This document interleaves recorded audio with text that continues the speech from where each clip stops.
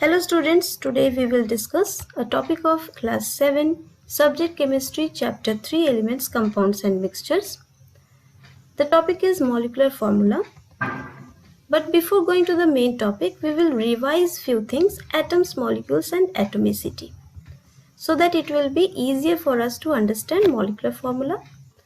So let us revise atoms. What is an atom?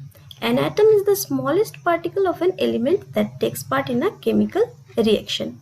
We have discussed this earlier also, that atom is the smallest particle of an element, and atoms usually they are not capable of independent existence. Usually they are not free, but they form groups. Like here, two atoms of hydrogen have made a group. Here, two atoms of oxygen made a group. But here you see three atoms are there, two of hydrogen and one of oxygen. So atoms can group together of same element or different elements. Atoms can group together. Here also different elements are there, one carbon and two oxygen. Now come to the molecules. A group of atoms held by some force existing together as one species, and they possess characteristic properties, particular property of the molecule. So you see here two atoms of hydrogen, they have made a group and they have formed a molecule. Similarly here also two atoms of oxygen, they have combined and they are held by some force and they have formed a molecule.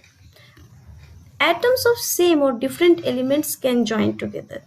Here atoms of same element have joined, but here atoms of different element, hydrogen and oxygen. Here also different elements, carbon and oxygen. So same atoms can also combine and different elements atom can also combine to form molecules. Atomicity, the number of atoms contained in a molecule of an element. We have discussed this as four types: monoatomic, diatomic, triatomic and polyatomic. Let us see how we have discussed. Monoatomic molecules like argon, sodium, zinc, magnesium. So these are monoatomic because they don't form group to form molecule in the element. Here diatomic, two atoms have combined. Here triatomic, three atoms have combined to form a molecule. And here polyatomic means more than three atoms, they form group. Now come to the main topic, molecular formula.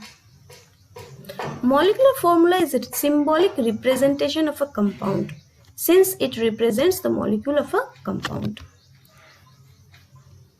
As we have discussed in elements, symbols, elements are represented by symbols. But if it is a molecule, then how it will be represented? By the molecular formula.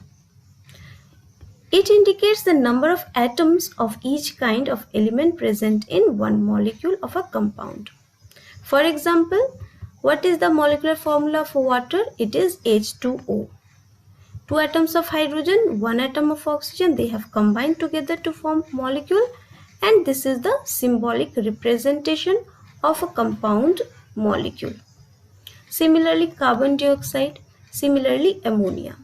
Many formula are given on page number 3, table 3.3. You will learn those formulae. Now let us come to the significance of a formula. What is the significance? Importance.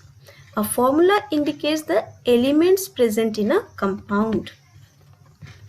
It represents the elements. So see here, this is the formula of ammonia. By seeing this formula, we can know that there is one element nitrogen and another element hydrogen. So it indicates the elements present in a compound. Then it indicates the number of atoms of each kind of element. How? Let us take the example of same formula NH3. Number of nitrogen is 1 because after N nothing is given, so that will be counted as 1. But after H there is 3. That means there are 3 atoms of hydrogen. And last significance is that it makes the calculation of mass of one molecule of a compound easier. How can we calculate the mass of that molecule? The same example we will take NH3. Mass of nitrogen, one nitrogen atom is 14 U. U is the unit to calculate the mass of atom, and mass of hydrogen is 1. So total mass, how can we calculate? Nitrogen 14U plus hydrogen 3 into 1U. Why 3? Because there are 3 atoms of hydrogen. So it will be 3 into 1U, that is 3U.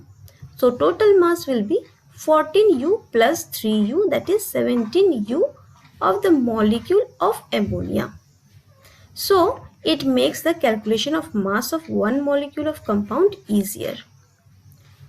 Now I am giving you some assignment.